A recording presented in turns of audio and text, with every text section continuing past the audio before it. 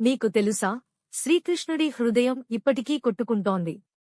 శ్రీకృష్ణుడు భూమిపై తన అవతారం ముగించినప్పుడు ఆయన శరీరాన్ని అగ్నికి సమర్పించారు. కాని ఒక ఆశ్చర్యకరమైన విషయం ఉంది. ఆయన హృదయం మాత్రం కాలిపోలేదు.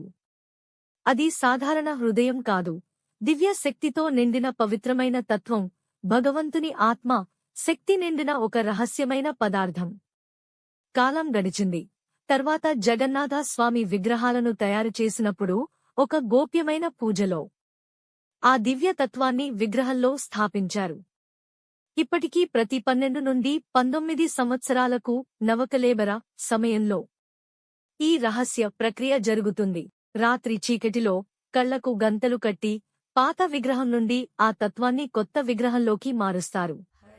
అది ఏమిటో ఎవరికీ తెలియదు, కానీ లక్షలాది భక్తులు నమ్ముతారు. అదే శ్రీకృష్ణుడి కొట్టుకుంటున్న హృదయం అని.